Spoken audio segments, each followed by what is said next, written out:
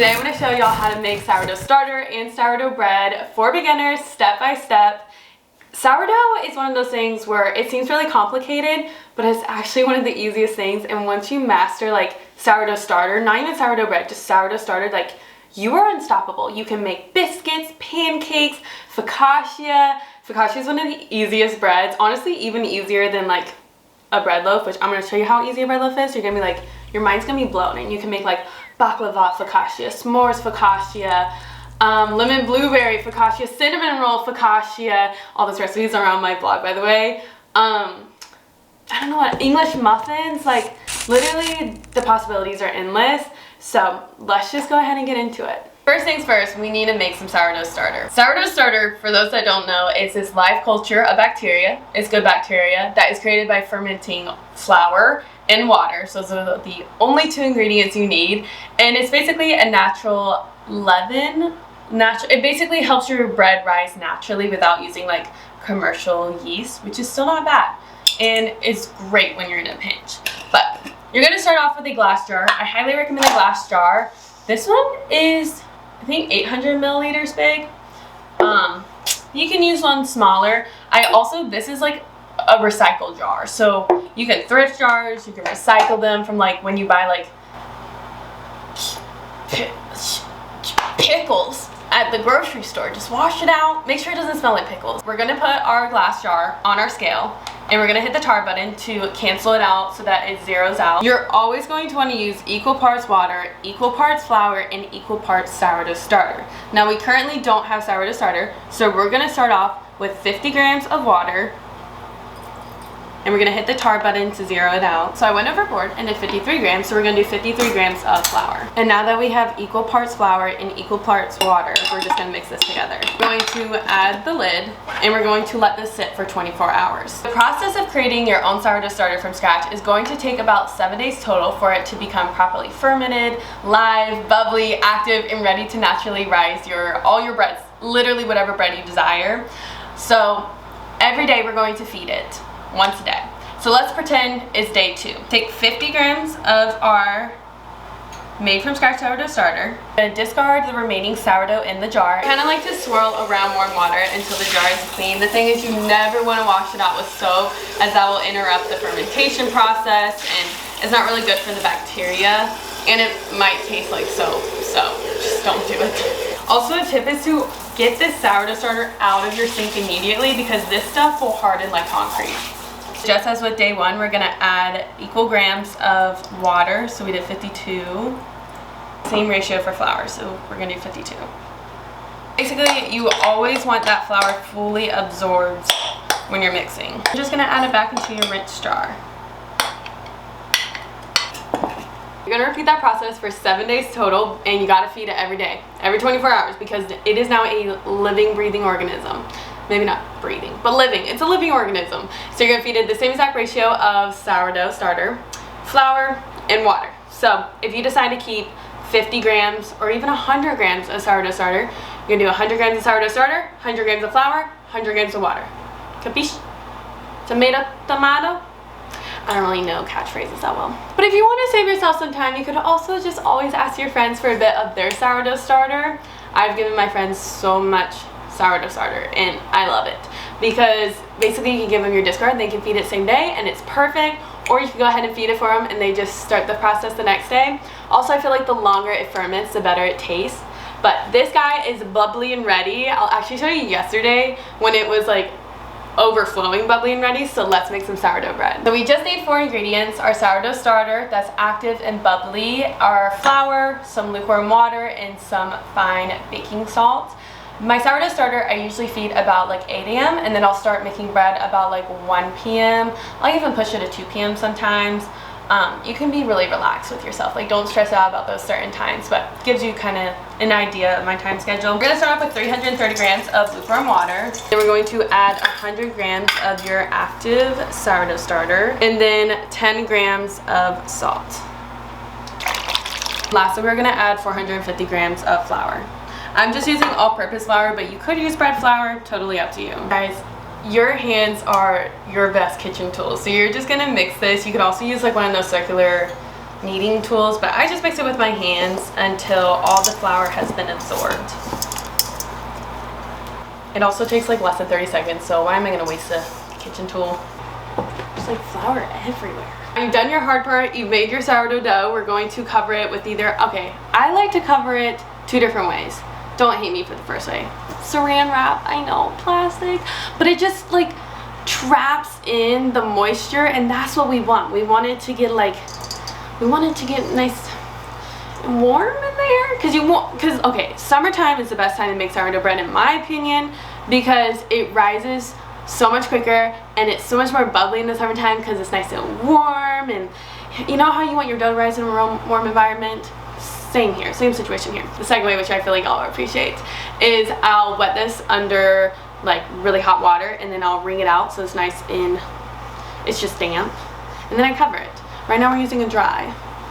We're gonna set it aside for 30 minutes. After 30 minutes, we're gonna complete our first lift and fold process. So imagine the bowl is divided into 4 different corners. So we're going to lift up each corner from the center and the bottom, and then we're gonna fold it into the center. So lift it up, fold, rotate. Now an hour and a half has gone by, because every 30 minutes for a total of 3 to 4 times, you're lifting and folding those 4 corners into the center. So we've trapped in all of this beautiful air, all this air, to create those beautiful air bubbles. That's what I meant. And then we have the final folding process. So this, we're going to stretch out our dough like as much as possible, kind of shaking it underneath, because we don't want to break the dough.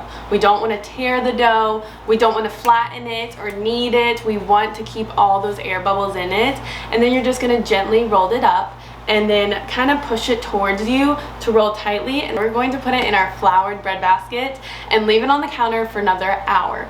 And then we're going to put it away in the fridge. Also, I've left it basically out on the counter until I've gone to bed, which will be like 11 or 10 o'clock sometimes. And I feel like the longer it sits at room temperature, the more it grows. So I think that's totally fine. I've never had a problem with it, but I wouldn't put it in your fridge any earlier than like 8 p.m. And then you could bake it at like 8 a.m., 9 a.m., even up to like 2 p.m. the next day.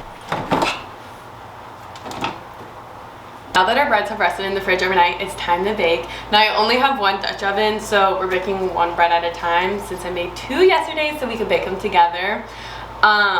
Okay, so this one is a cinnamon sugar chocolate chip swirl sourdough loaf. I'm so excited for it. If you have a sweet tooth, this is gonna be your girl. Basically how I made it was I made my regular sourdough loaf that I just showed y'all, and then halfway through the lift and folds I added in chocolate chips so that they'd be evenly distributed, and then right before the final fold I sprinkled it with like some cinnamon sugar, and then I just put it in the bread basket to rest overnight, or do like its long fermentation overnight. So now it's time to bake. So to bake our sourdough loaves, we want to set our oven to its highest temperature. Mine goes to 500. I wouldn't recommend going more than 500 if your girl's more than 500. You could also do 475, 450, and I like to preheat it for at least 30 minutes so it's gonna get really hot. And then I also like to put the base of my Dutch oven in the oven while it's preheating so that it gets super hot. And now we need parchment. A hint: crinkle your parchment paper and score your bread on your parchment paper prior to adding it to the Dutch oven. It'll make your life so much easier. Put your bread directly on your parchment. Ooh, this one got a little sticky overnight. If that happens, don't worry, you can wash this. And you can just dust it with a little bit of flour. When you go to score your bread, you want to do like quick and deep slits. Oh, and I say that, but these chocolate chips are stopping me. We're gonna do a little cross. Sometimes you can, if you want those edges to come up, you can kind of just scoop them up a little bit, and this will help them rise better when baking. There we go.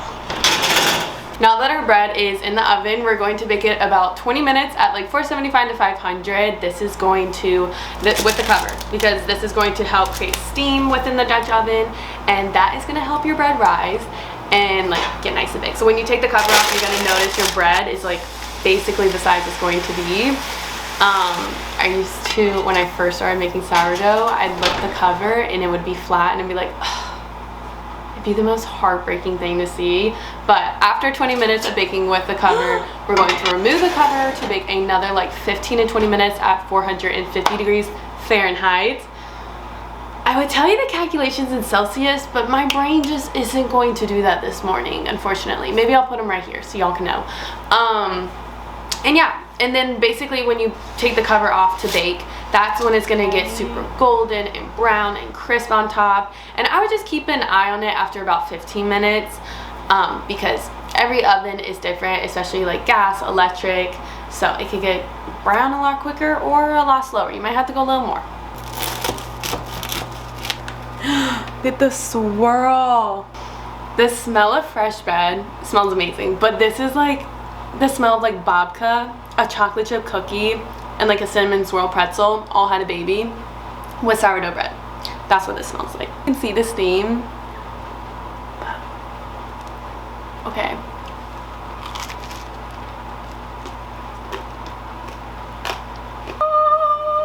Now the hardest part about baking bread is the waiting after you've done all the hard work to make it. Ow, that's so hot, oh my gosh. Okay, you want to wait at least 40 minutes to an hour before slicing into it because it's still baking, guys. Like, that's why it's piping hot. It needs to cool down, it needs to stop baking, and it's, I promise you, it is worth the wait.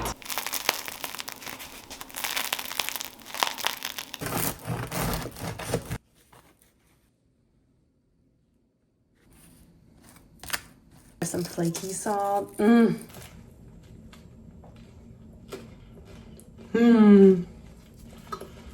It's so chewy. The outside is crisp.